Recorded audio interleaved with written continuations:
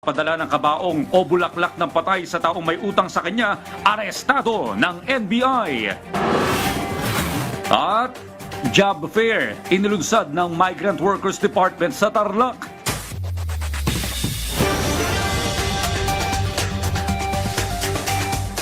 Magandang gabi Pilipinas, bayan, tuloy na ang pagbubukas ng klase sa Lunes. Ito na pagdesisyonan mismo ni Pangulong Ferdinand R. Marcos Jr. Pero giit ng Pangulo at ng Education Department ang mismong paaralan na magdedesisyon kung itutuloy ito lalo na yung mga nasalanta ng bagyo at habagat. Lumalabas naman sa datos na aabot sa 70 eskwelahan sa buong bansa ang napinsala ng nagdaang kalamidad. Yan ang ulat ni Kenneth Pasyente. Ipinatutuloy ni Pangulong Ferdinand R. Marcos Jr. ang pagbubukas ng klase sa Lunes, July 29. Yan ay sa harap ng epektong iniwan ng baha dulot ng bagyong Karina na pinalakas pa ng habagat. Giit ng Pangulo, hindi dapat maantala ang pagkatuto ng mga bata. Yun, gawin nyo lahat. Buksan yung pampagpasok, gawin nyo hanggat maaari kung kaya nyo buksan. That's the usual, hanggat maaari, open the schools and conduct classes. But there are areas na hindi talaga pwede. Pero giit ng punong ehekutibo, diskresyon pa rin ng mga school head kung kakayanin ang pagsisimula ng klase sa Lunes. Lalo't sa kanyang pag-iikot, nakita niya mismong may ilang eskwelahan ang pinasok ng putik at ilang kagamitan ang nasira. Siguro yung iba mapipilitan, they will conduct classes outside of the school building, makapagklase lang. Yun na natin. Ganyan naman, nasanay na tayo sa pandemic. Kahit hakanapan natin ng paraan para magkaroon pa rin ng pasok. Ayon sa Education Department, may ilang mga eskwelahan ang ipagpapaliban na ang pasukan. Sabi ni DepEd Secretary Sonny Angara, tinatayang aabot ito sa mahigit 70 mga eskwelahan. Yung iba hindi talaga kaya. So, merong cities like Malabon will start on July 31. Yung Valenzuela, August 5 sila. Kasi ginagamit pang evacuation center yung kanila. And then, but on the whole, so far, ang report sa amin is ang severely damaged talaga yung NCR, yung Region 4A, Calabarzon, tsaka yung, well, it seems Region 3 din. Because we have 400 schools that will open after July 29. Doon sa ibang region, sa Region 12, parang may 4 na eskwelahan yung malapit sa Liguasan Marsh. Nag-anunsyo na rin ang Marikina na gagawin nila ang pagbubukas ng klase sa August 5. Hinimok pa rin ng ibang eskwelahan na kung kaya, ituloy ang pagbubukas ng klase sa Lunes. Ipatutupad din ang makeup classes para habulin ang mga araw na mawawala dahil sa pagkaatrasado ng pagbubukas ng klase. Gusto man ng iba na i-postpone talaga natin ng malawakan o wholesale yung postponement natin. We cannot do it because alam natin, what if next week may tumama na namang typhoon, di ba? Pinospone natin. So yung may kaya, sana pumasok na sila. Because the learning loss is very real. And yun nga, number 1, isa tayo sa pinakamaraming nami-miss na klase sa buong mundo.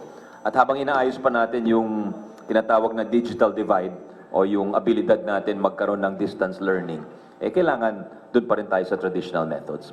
Sa tala ng DepEd, aabot na sa 70 eskwelahan ang nasira sa 9 na rehiyon sa bansa. Kakailanganin ng 630 million pesos para sa pagkukumpuni ng mga ito. Habang mahigit 300 eskwelahan naman ang nagsisilbing evacuation center sa ngayon sa 6 na rehiyon. Pero giit ni Angara, We're discouraging it as a last resort na lang kung wala talagang pupuntaan at may threat to persons and property, yung talagang malubha. Pero unahin sana yung covered courts.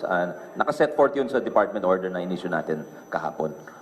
As much as possible, kung kaya nang bumalik sa mga tahanan, gawin na po sana. tiniyak naman ng DBM na may sapat na pondo para sa rehabilitasyon ng mga naapektuhang eskwelahan. We have a total of 3.2 billion pesos. Yung QRF po ng DepEd. This is composed of, may 200 million pesos pa po kasi sila continuing ng 2023. And then there's intact po yung 3 billion nila for 2024. And then we have available 11 billion pesos din po under NDRRMF. And then under the budget for this year also, meron po tayong tinatawag na National Insurance Indemnity Fund. Sa ngayon, umabot na sa 18 milyon ang mag-aaral sa elementarya, junior at senior high school, maging sa alternative learning system ang nag-enroll para sa school year 2024 to 2025. Kenneth Pasyente para sa Pambansang TV sa Bagong Pilipinas. Aabot naman sa halos 3,000 pamilya ang apektado ng pananalasa ng bagyo at habagat sa San Mateo, Rizal. Pinangunahan naman ni Pangulong Ferdinand R. Marcos Jr. ang pamamahagi ng relief goods doon. Yan ang ulat ni Ryan Lesiges. Walang tigil sa kakapaypay si Pearl sa kanyang 6 na buwang sanggol para maginhawaan. Hindi na rin siya masyadong tumatambay sa loob ng classroom para makaiwas sa kumpulan ng mga bakwit. Siksikan kasi sila sa evacuation center. Imbes kasi na 10 pamilya lang kada classroom, 23 pamilya silang nagsisiksikan. Nangangamba na rin si Pearl lalo pat nagkakasakit na ang kanyang sanggol. Tiniyak naman ng Municipal Health Office na tutugunan nila ang pangangailangang medikal ng mga bakwit. Sobrang hirap po, lalo na pagka minsan wala namang nawawalan kami ng kuryente dito. Siyempre pinagpapawisan siya. Ngayon inuubo pa po sa sinisipon, kaya medyo mahirap po. Tapos hindi po siya masyadong makatulog dahil sa sobrang daming tao dito at hindi makatulog, sobrang ingay. Bali po sa simula po nung first day po, mayroon po tayong nabigay po ng mga gamot at patuloy din po yung pag-procure po ng LGU po ng gamot po para sa mga patient. Si Nanay Anita naman nakauwi na at nakapaglinis na ng kanyang bahay. Pero dahil sa laki ng tubig, hindi pa daw ito kayang tulugan dahil puro basa pa ang kanilang mga gamit. Pangunahing problema nila sa evacuation center, ang malinis na tubig at pagkain. Mahirap po. Siyempre po nabaha kami.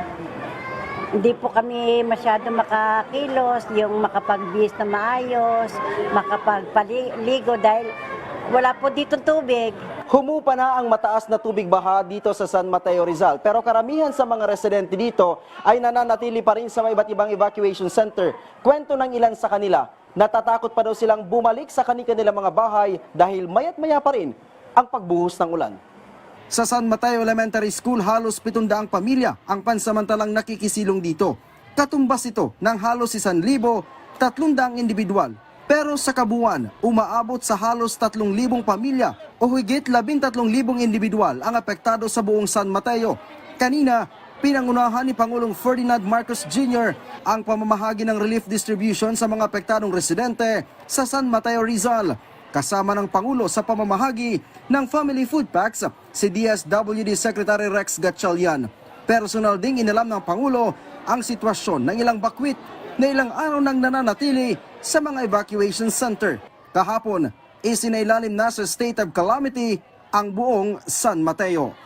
Ryan Lesiges para sa Pambansang TV sa Bagong Pilipinas. 3 araw nang pinipilit marating ang Barangay Santa Ines sa Tanay, Rizal para maipaabot ang tulong sa mga apektadong residente dahil sa bagyong Karina at habagat. Pinangunahan naman ni Pangulong Ferdinand R. Marcos Jr. ang situational briefing sa Lawigan. Yan ang ulat ni Patrick De Jesus. Dahil sa rumaragasang tubig dala ng pag-ulan bunsod ng bagyong Karina at habagat, pahirapan pa rin ang pagpapaabot ng tulong sa mga residente ng Barangay Santa Ines sa Tanay, Rizal. Kabilang ito sa ipinakita kay Pangulong Ferdinand R. Marcos Jr. nang pangunahan niya ang situation briefing kanina sa nasabing lalawigan. Ang nasirang kalsada, nagmistulang ilog, aabot umano sa 3,000 ang pamilya sa Barangay Santa Ines na naging isolated ngayon. Nasa taas po siya ang Santa Ines. For how many days already, hindi na sila makakuha ng food, wala nang maitindang pagkain doon ang mga barangay.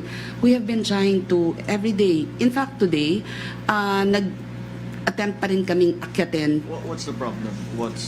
They're not karsada po May mga roads na nasira sa Tanay. Nasira talaga yung daan? Opo, yung daan.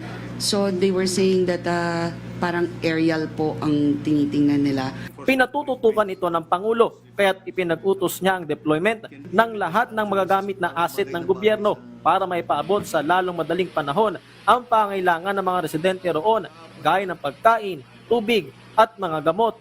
Ganun pa rin kataas ang tubig ngayon? hanggang ngayon? Yung kagaya sa video, Hanggang ngayon po, ganun pa rin po. ganyan pa rin ang itsura. Pati Agus, ganyan din. Hindi po, Hindi na gano'ng malakas. malakas pa rin po ngayon at malayo po pinanggagalingan po ng tubig po noon eh. We have to get those supplies up to those people na 3 araw na nga na hindi napuntahan. I'm always thinking yung matatanda at yung mga bata. Silang tatamaan yan.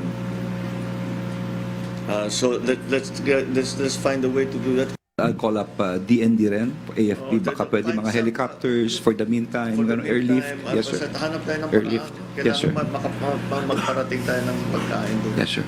Ay, pagkain tubig. 6 na lugar dito sa probinsya ng Rizal ang una lang nagdeklara ng state of calamity. Kabilang na rito ang mga bayan ng San Mateo, Cainta, Taytay, Morong, Rodriguez at Angono. Sa aerial inspection naman ng Pangulo sa isang floodway sa Rizal, kita kung gaano pa rin apektado ng baha ang ilang kabahayan. Pero ayon sa LGU, nakatulong kahit papaano ang Upper Wawa Dam Project para mabawasan ang pagbaha.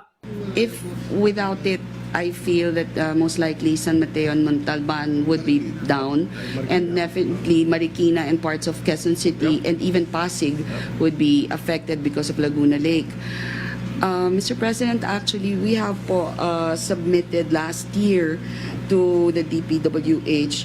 We have a pending plan sa planning and services na dam reservoir, Wawa Dam Reservoir, downstream area. Kinamusta rin ng Pangulo kanina ang pamahagi ng tulong sa San Mateo Rizal. Patrick De Jesus para sa Pambansang TV sa Bagong Pilipinas. Personal ding inalam ng Pangulo ang sitwasyon ng mga lungsod sa Kamanava. Kasunod ang pananalasa ng bagyong Karina at Habagat. Nagbabalik si Kenneth Pasyente. Hindi inalintana ni Pangulong Ferdinand R. Marcos Jr. ang panakanakang pag-ulan at ang baha, makumusta lamang ang lagay ng ating mga kababayan na apektado ng baha dulot ng habagat na pinalakas pa ng bagyong Karina. Kahapon nag-ikot ang Pangulo sa mga evacuation center sa Kamanava at nagpaabot ng family food packs. Inalam din ng Pangulo ang sitwasyon ng pumping station at floodgates sa Navotas na hindi na kinaya ang pagtaas ng tubig. It's really different reading the piece of paper than actually seeing it and seeing what people have to go through. So, Valenzuela has the usual problem. Talagang basin yan lagi nababaha ang Valenzuela. But marami na silang flood control, pero nasa pawan itong sa dami ng tubig. Kaya ayon sa Pangulo, kailangan ma-re-examine ang mga disenyo ng flood control project para matiyak na mas magiging matibay ang mga ito sa panahon ng sakuna. Mas marami tayong flood control ngayon kaysa noon. Pero climate change, this is what the effects of climate change are. Ipinunto rin ng punong ehekutibo na bagaman marami ang flood control projects gaya ng pumping station at floodgates, kailangan pa rin ng tulong ng publiko para matugunan ang climate change at maiwasan ang malawakang pagbaha. Sana matuto naman ng tao, huwag kayong nagtatapon ng basura dahil yung basura yun ang nagbara doon sa mga pump natin.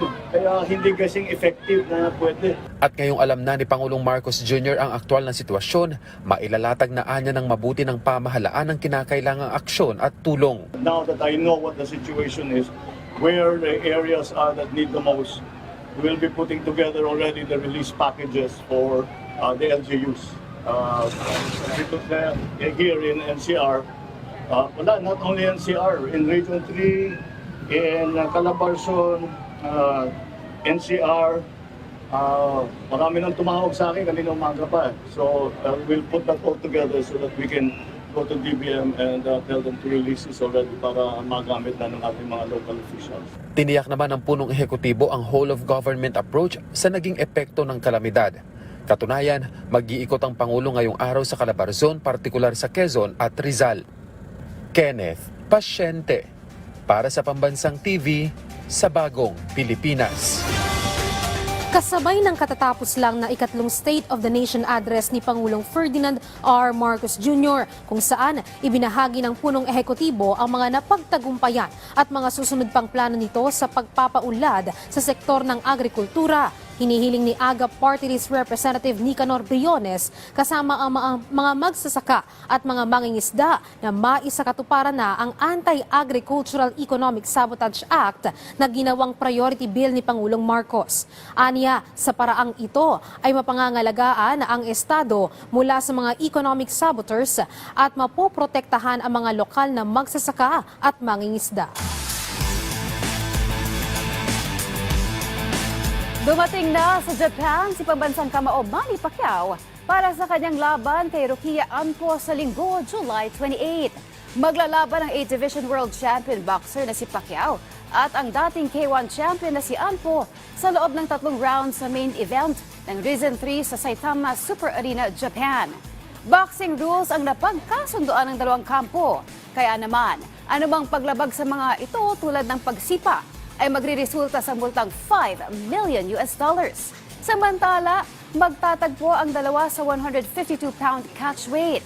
Ito na ang unang pagkakataon ng muling sasaba ang 45-year-old Pinoy boxing legend simula December ng taong 2022.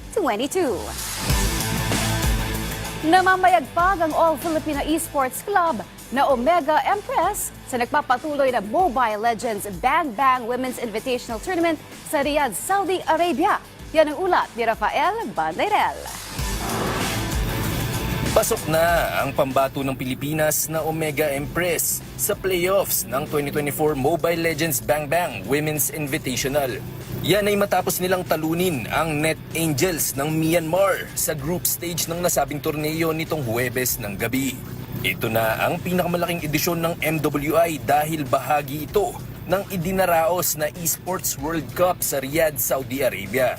Bukod pa riyan, ito na rin ang may pinakamalaking premyo sa kasaysayan ng Women's Competitive MLBB. $500,000 ang prize pool ng 2024 MWI o katumbas yan ng halos 30 milyong piso. Para sa roamer ng koponan na si Mary Vivero, isang malaking karangalan ang makatungtong sa international stage upang ibandera ang bandila ng Pilipinas. Nakalipad po kami dito sa Riyadh and nakapag MWI po ulit kami and to meet new or other teams po na mga pro player kahit sa iba't ibang games po. Tsaka thankful po kami kasi na-represent po namin ulit yung Philippines sa international. Para naman sa kanilang team manager na si Rian Dominic Magsino, target nilang burahin ng paniniwalang ang competitive esports ay para lang sa mga kalalakihan.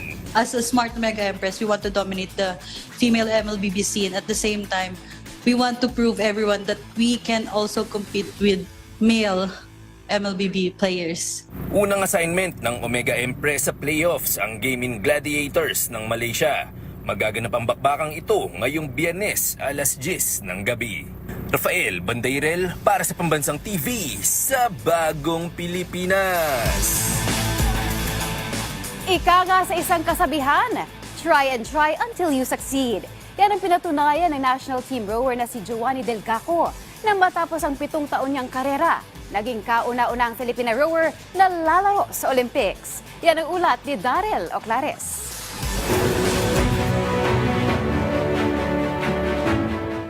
Si Edgardo Mayrina sa 1988 Seoul Olympics, Benjamin Tolentino sa 2000 Sydney Olympics, at Chris Nevares sa 2021 Tokyo Olympics. Ngayong 2024, isang Filipina naman ang sasagwan sa Paris Olympics, dala-dala ang ating bandila. Kilalanin natin ang kauna-unahang Filipina Olympian rower na si Giovanni Delgaco. Nagbukas ang karera ng tubong iriga na si Delgaco bilang national team rower noong siya ay 17 taon pa lamang. Bagamat nagsimula bilang isang volleyball player, nahikayat si Delgaco na subukan ang rowing na naging dahilan upang siya ay dumayo sa Maynila. Taong 2016, nang una niyang ibandera ang Pilipinas sa international stage. Mula noon, iba't ibang medalya na ang nasungkit ni Delgaco sa mga sinalihan niyang regional meet at world championships. 6 na taon mula nang siya ay maging national team rower, gumawa ng kasaysayan si Delgaco ngayong 2024 matapos niyang magkwalipika sa Paris Olympics.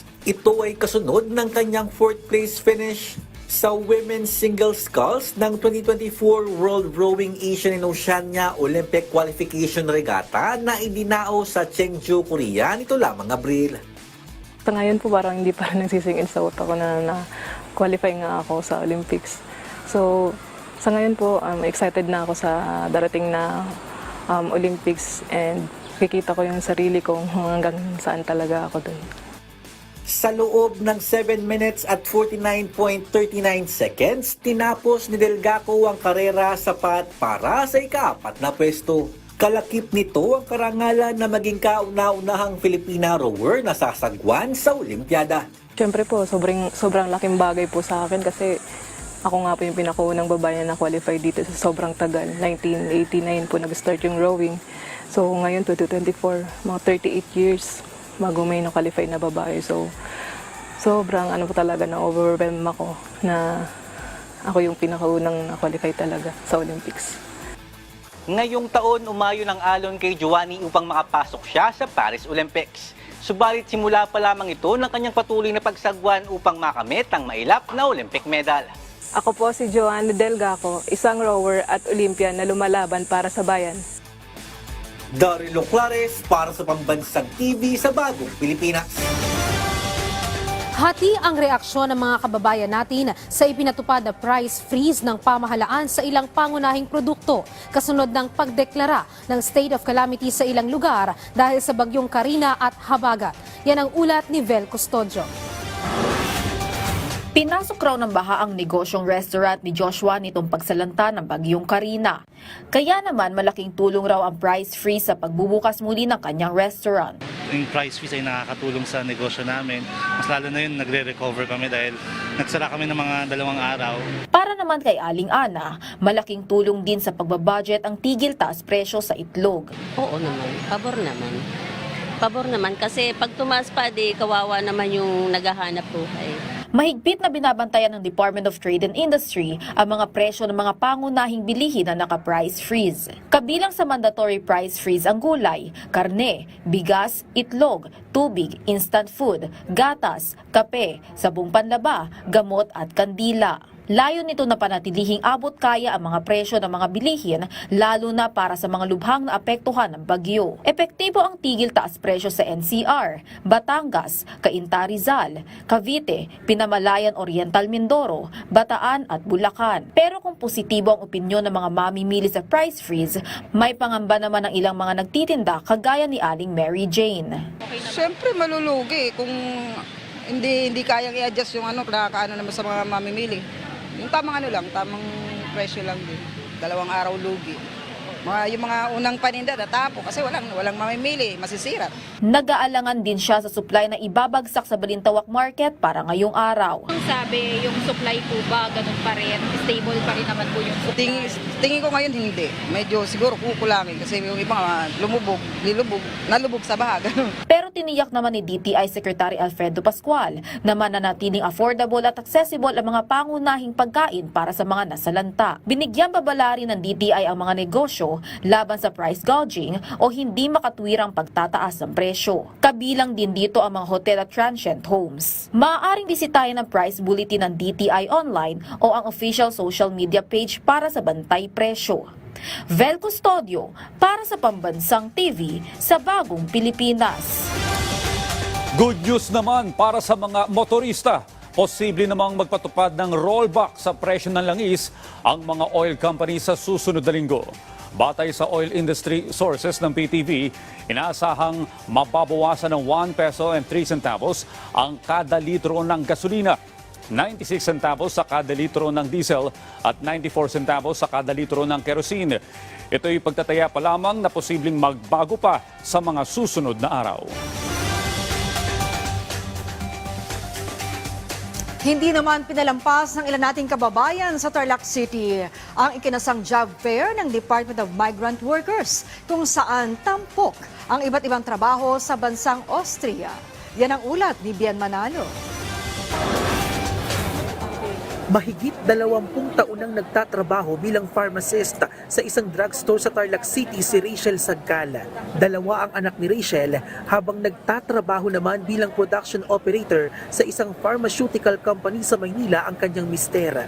Hindi pa rin sapat aniya ang kanyang kinikita kahit pa pagsamahin ng kita nilang mag-asawa.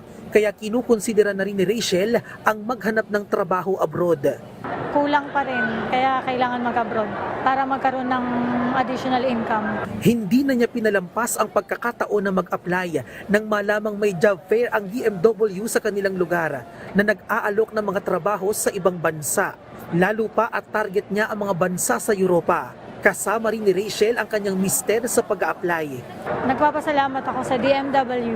Malaking tulong kasi nga katulad niyan, hindi ka na magpapakahirap pumunta ng Manila. Then nandito na siya sa Tarlac mismo sa area namin. Kabilang si Rachel sa mga aplikanteng dumagsa sa job fair na nagbabaka sakaling makahanap ng oportunidad abroad.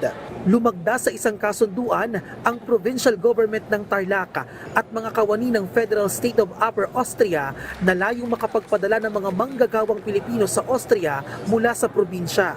Kabilang sa mga manggagawang kailangan sa Austria ang nasa larangan ng healthcare, engineering, construction, information technology, hospitality, and tourism. And we feel very, very comfortable with the Philippines. And if you follow discussions in Europe on migration, it's a very tough discussion, but never about the Philippines. We have our T class, which is ready to train them on skills required to properly match the skills of our workers going to Austria. Matatandaang noong nakaraang taon, lumagda rin sa Memorandum of Understanding ang Austria at Pilipinas para sa pagpapadala ng mga manggagawang Pinoy sa Austria, kung saan nakatakdang kumuha ng bagong 500 OFW taon-taon ng Austria dahil sa matinding pangangailangan nito sa mga professional at skilled worker.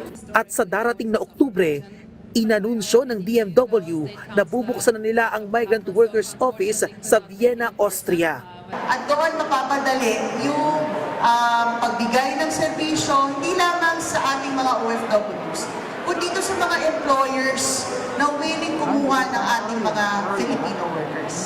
Batay sa tala ng DMW, mayroong mahigit 5,000 Pilipino ang nagtatrabaho sa Austria na karamihan ay nasa industriya ng healthcare, hospitality at food service. Maaring bisitahin ang kanilang website na dmw.gov.ph para sa iba pang impormasyon. Bien Manalo para sa Pambansang TV sa Bagong Pilipinas. Abangan, Chinese national arestado dahil sa pangingidnap ng kapwa Chinese sa Laguna. Hagupit ng bagyong Karina sa Taiwan, ramdam ng mga OFWs. At mga Pinoy athletes handa nang sumabak sa 2024 Paris Olympics. Lahat ng yan at marami pang iba sa pagbabalik ng Ulat Bayan.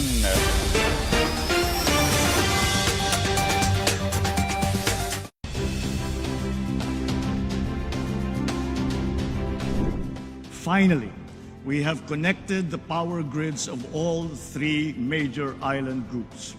The unified Philippine grid is a fulfillment of this dream, whose seeds were planted in the 80s through a vision bolstered by R&D, which we accomplished by applying typical Filipino persistence and dedication.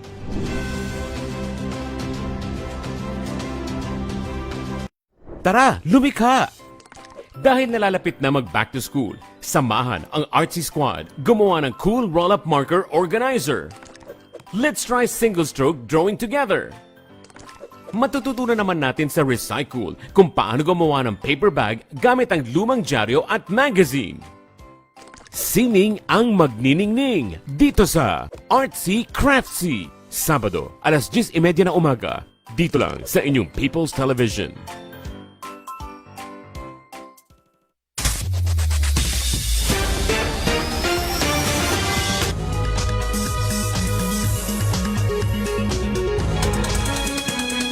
Timbog ang isang Chinese na suspect sa pagdukot sa isa rin niyang kababayan sa Laguna. Yan ang ulat ni Vel Custodio. Arestado ang isang Chinese national matapos masangkot sa pangingidnap ng isa pang babaeng Chinese tourist sa Calamba, Laguna. Sumasideline ang biktima na si alias Lee bilang massage therapist. Isa sa naging kliyente niya ang suspect na si alias Jandu. Meron siyang na-meet na Chinese national din through yung app sa cellphone na accordingly nagpamasahe sa kanya. Then after a while, may dumating na isang lalaki. Then on that instance na siya ay piniringan na, tinalian sa kamay, and then pinusasan din yung paa. Mula Southern Manila, ibinyahe ng mga dumakip ang biktima sa isang bahay sa Calamba. Nagising siya, then nakiusap doon sa naririnig niya na Chinese-speaking din na lalaki. So, nakiusap siya, natanggalan na ng posas yung paa dahil masakit na ito. So, Pinagbigyan naman siya ng isa pang suspect na si alias Hu. Dito tinanggal ang posas sa isang paa at piring ng biktima. Namukhaan niya yung nandun. Hindi na yun yung kasama niya from Manila. So, after a while, nakatulong din yung bantay. Then, yun ang pagkakataon niya upang tumakas. Tumalon daw ang biktima sa bakod at humingi ng tulong sa gwardiya ng subdivision. Agad naman itong nai-report sa pulis. Pero nang puntahan na ng mga otoridad ang bahay, hindi na nila naabutan si alias Hu. Buti na lang at muling bumalik ang kidnapper sa bahay. Hinanap siya sa subdivision, then after a while, nakita rin naman siya na bumalik doon sa bahay at binalikan ng mga ating personnel. Tumangging magbigay ng pahayag ang Chinese national, pero base sa pahayag niya sa pulis. Ang sabi nila, sabi ng suspect ay siya raw ay nandun lang sa bahay at dinala lang naman din sa kanya yung babae na yan, pinabantayan sa kanya. Inaalam pa ang motibo ng kidnapping dahil wala namang hinihinging ransom sa pangingidnap. Pinaghahanap pa ng mga pulis si alias Jandu at ang isa pang kasabwat.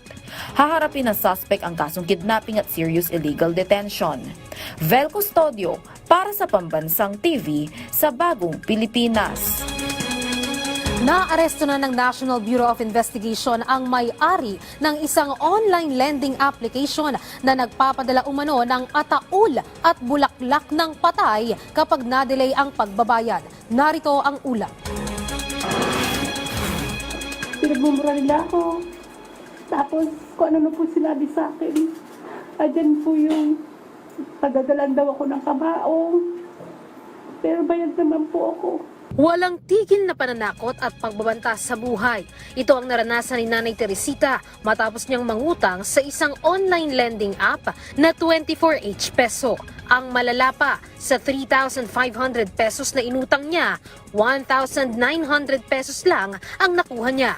At kahit bayad na, ginugulo pa rin siya. Kaya naman, parang nabunutan siya ng tinik. Ngayong natimbog na ng National Bureau of Investigation ang may-ari mismo ng lending application na isa palang Chinese national at nag-ooperate ito sa Pasay City. Nahuli namin itong si Mi Duan. Siya ay Chinese citizen na may-ari nung 24H peso investment loan company. Nagpapautang, and then pagka hindi ka nakabayad or kahit nakabayad ka na, maraming pananakot ang gagawin sa iyo. Napag-alaman naman ng NBI na bukod sa 24H peso na loan app, may 5 pang kumpanya ang Chinese national na nagpapautang din. At ang mga empleyadong ginagamit niya sa pananakot ay pawang mga Pilipino. According ho sa kanila, they were being verbally and physically abused kung hindi nila maabot yung kanilang quota na dapat singilin for the day. Sa ngayon, iniimbestigahan na ng NBI ang 5 pang lending app at sinisilip din ng NBI ang mga computer ng kumpanya dahil may malware din umano ang application na nakakakuha naman ng datos ng mga nag-download nito. Haharap naman sa patong-patong na kaso ang Chinese national sa Pasay City RTC at mananatili muna ito sa kustodiya ng NBI. Samantala, isa namang Vietnamese ang nabisto rin ng NBI na nagbebenta naman ng illegal na party drugs. Nang pasukin ng NBI ang kanyang kondo sa Parañaque City, nadiskubre nila ang mga party drugs na itinatago ng suspect sa mga stuffed toy. Dito niya inilalagay yung kanyang mga amphetamine, yung ecstasy for delivery.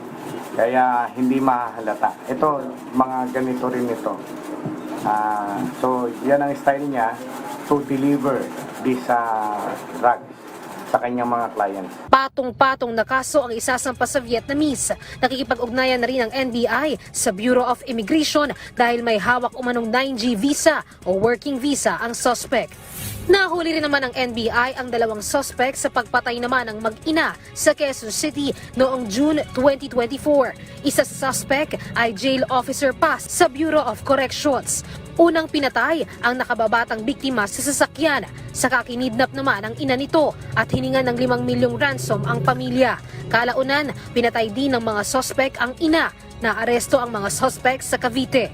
Itinuro na lang nila ang pinaglibingan sa mga biktima na natagpuan namang kalansay na sa Bai, Laguna. Luisa Erispe para sa Pambansang TV sa Bagong Pilipinas. Dahil sa naranasang matinding pagbaha kamakailan, nais ni Pangulong Ferdinand R. Marcos Jr. na magkaroon ng holistic approach sa pagpapataas ng kamalayan ng publiko pagdating sa climate change. Yan ang ulat ni Bernard Ferrer. Ipinag-utos si Pangulong Ferdinand R. Marcos Jr. ang holistic approach para maitaas ang kamalayan ng publiko sa climate change. Kasunod ng matinding pagbaha sa Metro Manila at Karatig Lalawigan dahil sa bagyong Karina at Habagat. People have to be reminded, this is climate change. When we talk about climate change, this is it. We have to do different things. We cannot keep doing the same things that we did before, even if they were effective. Sa situational briefing sa Mauban, Quezon, iniulat ni Quezon Governor Angelina Tan na umabot sa mahigit 2,000 pamilya o 6,000 individual ang naapektuhan ng kalamidad sa lalawigan. Ang ilan, pansamantalang tumutuloy sa evacuation centers o di kaya ay sa kanilang mga kaanak. Itinuturong sanhi ng pagbaha ang mga baradong drainage at basura. Tinututukan din ang ilang kalsada na hindi pa rin madaanan kabilang Mauban, Tignoan, lalo't mahalaga ito sa pagdadala ng kalakal. Hard-hit area ang Pulillo Island, kaya pinamamadali ng Pangulo ang pagbibigay ng tulong dito. Sa ulat ni Interior Secretary Benjamin Abalos Jr., siyam ang nasawi sa Calabarzon, kabilang ang isa sa Quezon. Ayon naman kay Public Works and Highways Secretary Manuel Bonoan, nagpapatuloy ang clearing operations sa ilang daan upang mabilis na makarating ang mga relief assistance. Naniniwala ang Pangulo na kailangan ng gumawa ng mga bagong paraan sa flood control, lalo't ang mga itinayong dike at slope protection ay hindi na akma dahil nagbago na ang daloy ng tubig. Ang nakikitang solusyon ng Pangulo, isang National Flood Control Plan. Saan nanggaling ang tubig? Saan dumaan?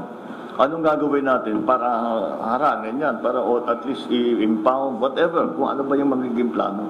Ang flood control, ang tubig hindi nangingilala ng boundary. Kaya ang flood control has to be a big plan.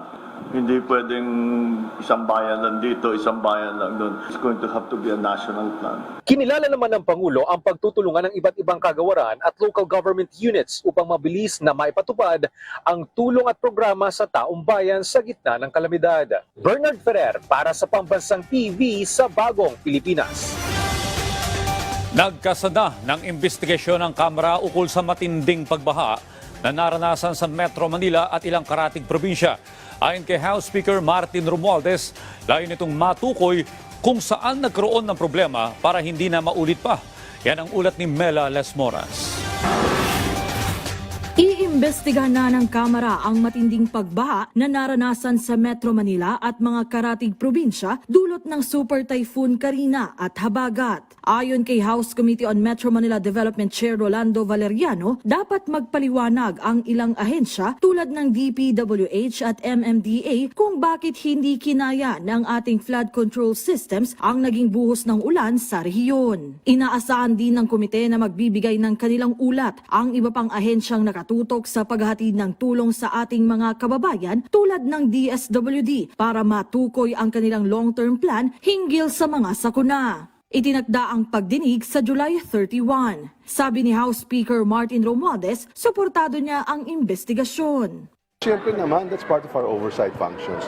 We always have to have accountability sa pagkatama paggagastos ng ating budget. So titingnan natin kung effective, efficient, At tama sana naman, kung may nangyayari dati na hindi tama yung pagkagastos, hindi talaga pwede yung iiwasan natin yan. At saka siyempre may accountability.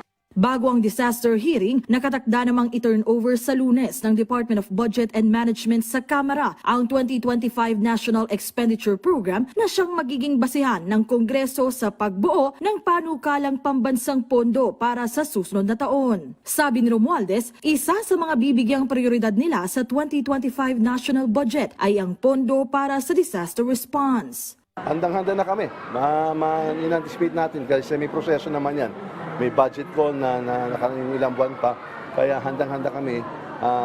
Usisahin, basahin natin, i-review natin, at kung pwede i-refine, i-amend, at mapapagandaan natin ng husto ang budget na isusumiti ng DBM at ng Executive sa Congress. At asahan nyo rin na bago matapos yung first session natin dito sa September, matatapusin din natin yung budget.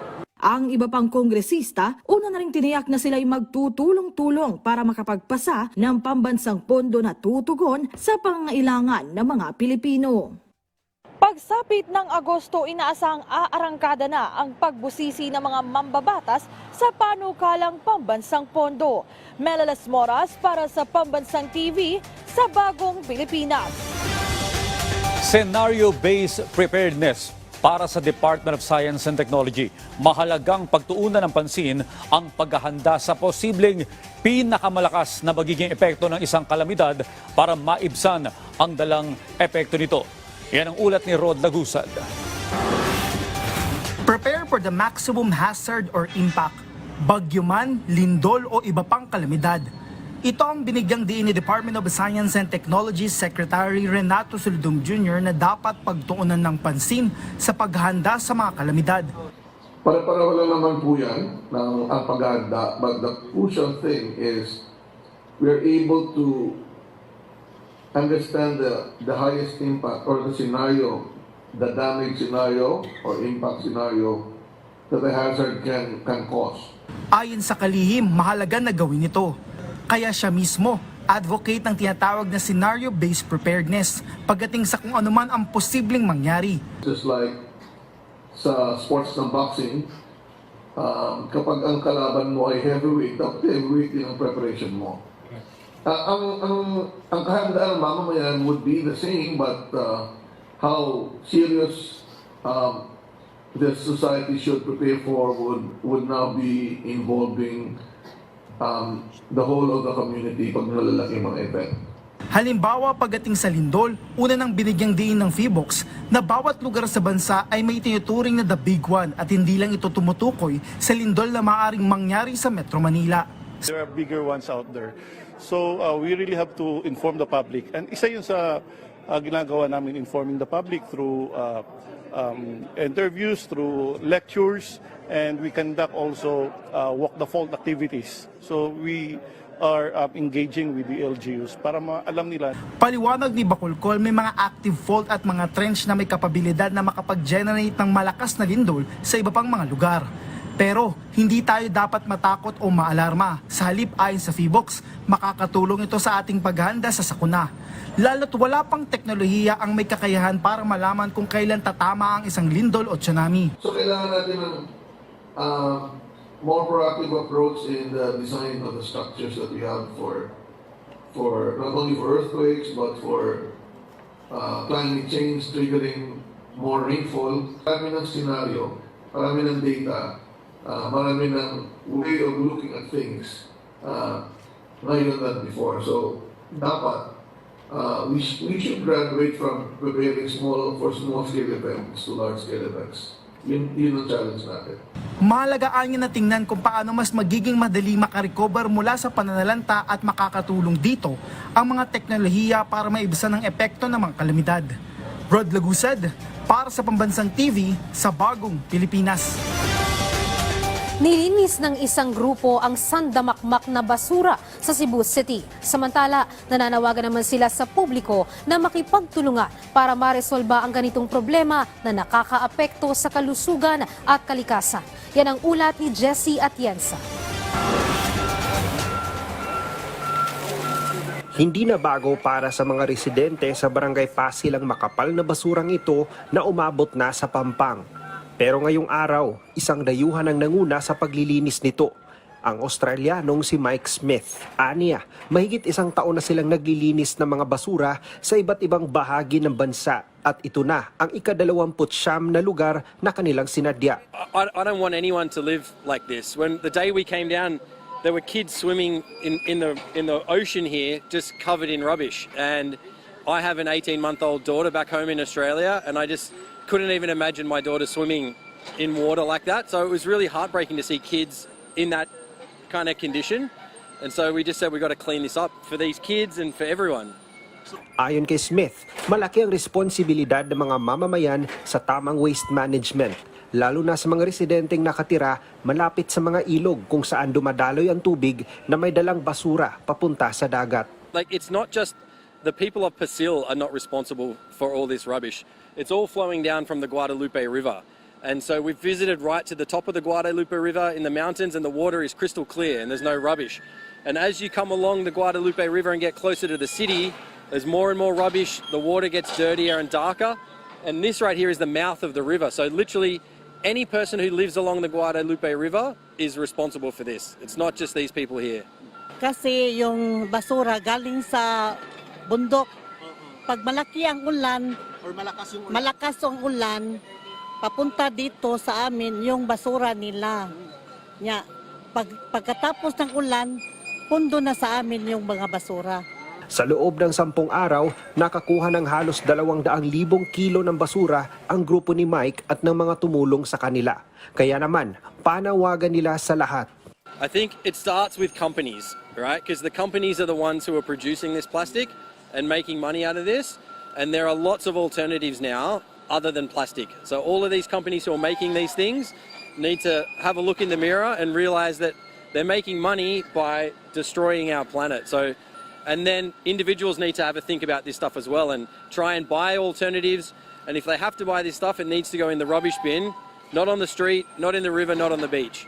Magbabalik ang kanilang grupo sa bansa ngayong Nobyembre para ipagpatuloy ang kanilang nasimulang advokasya. Una nang nakapaglinis sa ibang bansa ang grupo ni na Smith sa Australia, Indonesia at Egypt. Mula sa PTV Cebu, Jessie Atienza para sa Pambansang TV sa Bagong Pilipinas. Imbes na back-to-school activity, naging relief operations ang aktibidad sa Santo Niño Elementary School sa Marikina kanina. Kasunod ito ng pananalasa ng Bagyong Karina at Habagat kung saan isa ang Marikina City sa mga lubhang nasalanta. Pinangunahan ng Senate Spouses Foundation Incorporated ang pamamahagi ng relief goods sa mahigit 2,600 individual. Naroon sa relief operations si SSFI President Heart Evangelista Escudero, Kat Pimentel, Emeline Villar, Nancy De La Rosa at ilang opisyal ng Marikina City Government. Ilan sa natanggap ng mga Marikenyo ay bigas, canned goods, tinapay, vitamins, hygiene kits at ilang gamit pang kusina. Nagbigay din ang organisasyon ng timba at mga panlinis ng bahay na maaaring magamit sa pag-aalis ng putik sa iniwan ng baha. Malaking tulong po sa amin, lalo't binaha po kami. Lahat ng mga Pilipino pagdating talaga sa mga ganitong panahon, nagtutulungan po tayo. So dapat lang naman. Opisyal nang magsisimula bukas ang 2024 Paris Olympics, kung saan muling magtatagisan ng galing ang mga atleta sa buong mundo. Ngayong taon, hindi isa-isang malaking stadium isasagawa ang opening ceremony, kundi sa Seine River. Dito rin ipaparada ang nasa higit 10,000 Olympians, kabilang na ang ating national team na magsisilbing flag bearers para sa ating pambansang koponan ay ang mga Olympic silver medalist boxer na sina Nesty Petesio at Carlo Paalam. Inaasahang magsisimula ang opening ceremony sa Summer Games sa Sabado, ganap na 1:30 ng madaling araw, oras sa Pilipinas. Itinanghal na overall champion ng national team sa 2024 Indonesia Under-18 Athletics Open. Yan ang ulat ni Bernadette Tinoy.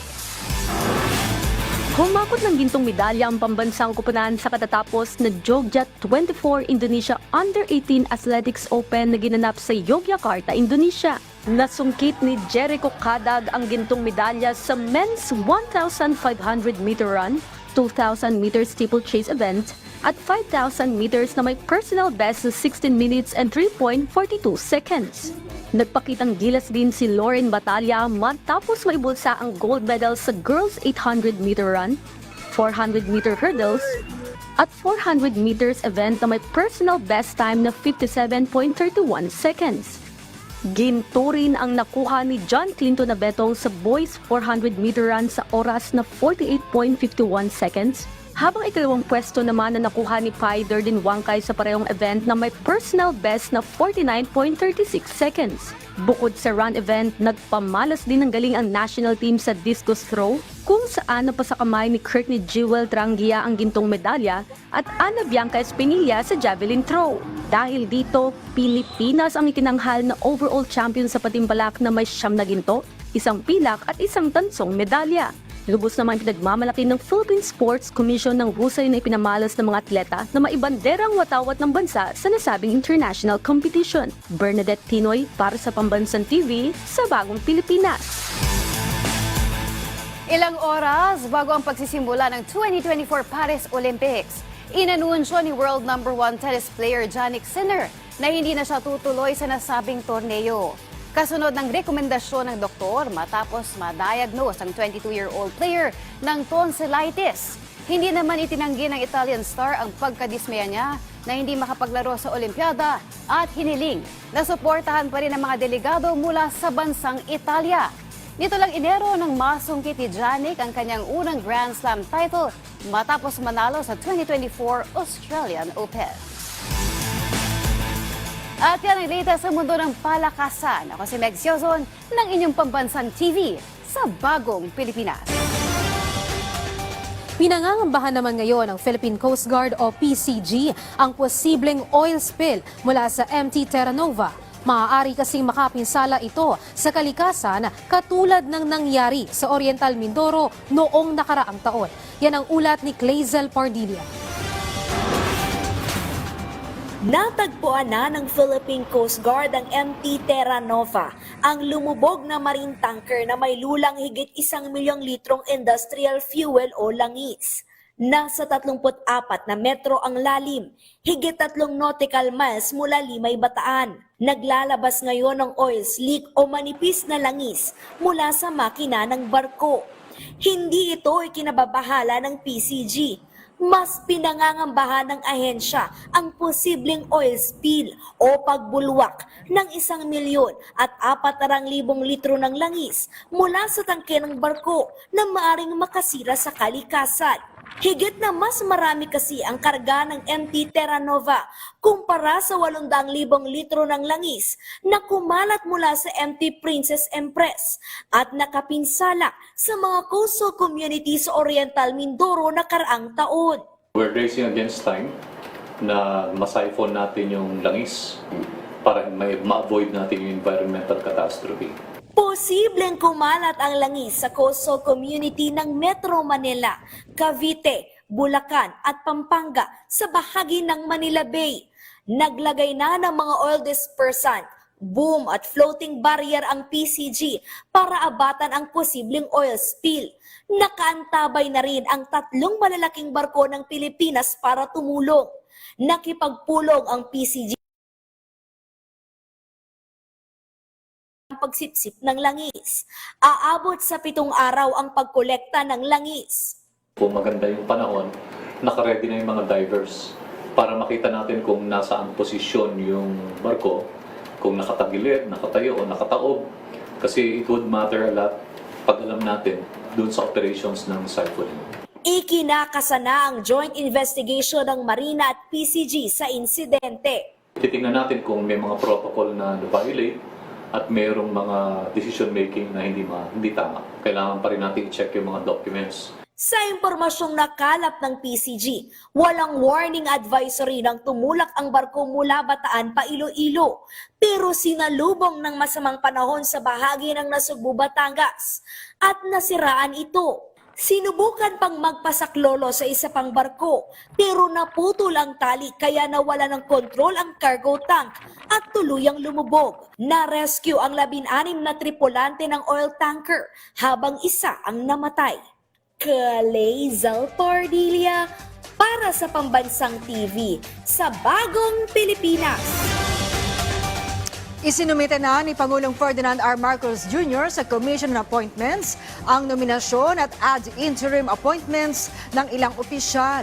Kabilang dito si Daniel Ramos Espiritu bilang Ambassador Extraordinary and Plenipotentiary to Ireland ng Department of Foreign Affairs at sina Danilo Benavides, Walter Icaro, Cesar Molina at Emilio Orio Jr. para sa ranggong Major General, Brigadier General at Commodore ng Armed Forces of the Philippines. Para naman sa mga gustong tumutol, maaari namang makipag-ugnayan sa tanggapan ng Commission on Appointments.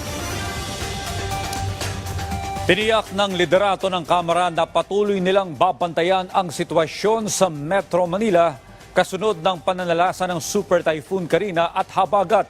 Yan ang ulat ni Mela Las Moras. Sakay ng isang bangka, nag-ikot ang ilang kongresista kahapon sa pangunguna ni House Speaker Martin Romualdez sa Navotas City para makita ang tindi ng baha na idinulot ng Super Typhoon Karina at Habagat. Kasunod niyan, ininspeksyon din nila ang nasirang floodgate sa lungsod. Ito ang Tangos Tensan Navigational Gate na una na ring binisita ni Pangulong Ferdinand R. Marcos Jr. Para agad maisaayos ang pasilidad na siya sanang makatutulong para mapigilan ang baha sa lugar, inatasan na ni Speaker Romualdez ang House Committee on Appropriations na agad paglaanan ng pondo ang pagsaayos nito. Bago ito, 2 evacuation centers din ang binisita ng liderato ng Kamara. 2,000 relief packs ang ipinamahagi nila sa mga biktima ng kalamidad sa Bagong Silangan New Evacuation Center at 2,000 relief packs din ang kanilang inihandog para sa mga evacuee sa Diosdado Macapagal Elementary School sa Barangay Tatalon. Sa susunod na linggo, tig 5,000 pisong cash aid din ang ipamamahagi sa lahat ng benepisyaryo sa ilalim ng ayuda para sa Kapos ang Kita program ng DSWD. Sa hiwalay na relief operation sa San Juan City, nasa 3,000 pamilya rin ang hinatiran ng tulong ng Kamara. Ayon kay Speaker Romualdez, mahigpit ang kanilang monitoring sa sitwasyon kaya't mabilis din ang kanilang naging pagtugon sa sakuna. Naintindihan natin, nakikita natin sa weather, sa satellite na may darating na malakas na ulan. At siyempre, nakikinig kami din sa iyo. May mga ulat sa mga media kung saan talagang bumabaha, saan yung talagang kung kailangan puntahan. Kaya coordinated pero hindi kailangan talaga mag-uusap-usap kada araw. Makikita naman natin kung saan siya, kung saan tayo. So, doon na. Bukod sa mga nabanggit na lugar, nagkasari ng relief operations ang House Speaker's Office at Tingog Party List sa iba pang panig ng Quezon City, gayon din sa Marikina City. Well, ang gusto namin sabihin sa lahat, ipaalala sa kanila na hindi sila nag-iisa, naramdam natin ang kalagayan nila at ginagawa ho natin lahat na kahit papano ay maibsan ang kanilang pinagdadaanan sa ngayon. Kaya ang quick response natin kahapon ay magtayo ng mga hot meals habang hinahanda natin yung mga relief packs and relief goods. Mela Las Moras para sa Pambansang TV sa Bagong Pilipinas. Walang nasawi o sugatan sa paghagupit ng Bagyong Karina sa Taiwan ayon sa Department of Migrant Workers. Yan ang ulat ni Noel Talakay. Nagmistulang dagat ang bahagi ito ng Kaohsiung City ng Southern Taiwan dahil sa tubig baha. Lumutang din ang mga basura. May ilang mga sasakyan din ang tumirik. Halos abutin naman ng baha ang mga computer sa cashier area ng convenience store na ito. Ito ang video ng sitwasyon sa ilang lugar sa Taiwan matapos manalasa ang Bagyong Karina o Typhoon Gaimi na ipinadala ng isang OFW sa Taiwan sa PTV News. Malakas po ang Bagyo Rini. Ang akala lang po nila na hindi bumabaha dito sa Taiwan. Bumabaha rin, parang Pilipinas din.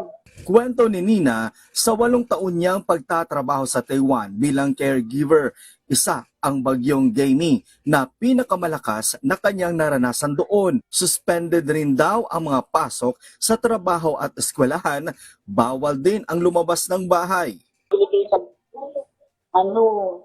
Huwag lalabas, huwag talagang lalabas. Kasi alam naman ng bata ka lang dito. Kasi may dito masyado kapag mga ganyan. Pag sinabing hindi pwede, hindi pwede. May mensahe naman siya sa pamilya niyang nasa Lucban, Quezon. May mensahe po ba kayo? Hindi silang mag-aalala sa akin kasi okay naman po dito sa Taiwan. Mas safety naman po. Sinabi naman ni Migrant Worker Secretary Hans Leo Kakdak na bagamat walang naiulat na nasawi o nasaktan na OFW sa Taiwan, patuloy pa rin ang kanilang pagmomonitor sa sitwasyon doon. Sinabi rin ni Kakdak na katuwang ang Manila Economic and Cultural Office o MECO, binuksan na ang 3 migrant workers offices sa nasabing bansa at nagpapatuloy ang pakikipag-ugnayan nito sa mga Filipino community doon para sa agarang tulong. Narito naman ang mga hotline at iba pang mga uri ng komunikasyon para sa mga OFW na nasa Taiwan at para sa kanilang mga mahal sa buhay na nasa Pilipinas. Samantala, payo naman ni Representative Marisa Del Mar Magsino ng OFW Party List sa mga OFW sa Taiwan na maging handa at makipag-ugnayan sa mga opisina ng DMW at MECO doon. Batay sa tala ng DMW, may higit 6,000 manggagawang Pinoy sa Taiwan. Noel Talakay para sa Pambansang TV sa Bagong Pilipinas. At yan po ang maiinit na balita ngayong Biyernes. Sa ngalan ni Dayan Querer, ako po si Luisa Erispe para sa Bayan. Patuloy na maghahatid ng katotohanan sa bawat Pilipino. Ako po si Audrey Goriseta para sa Bayan. Hanggang sa Lunes, ako po si Maan Macapagal ng inyong Pambansang TV sa Bagong Pilipinas.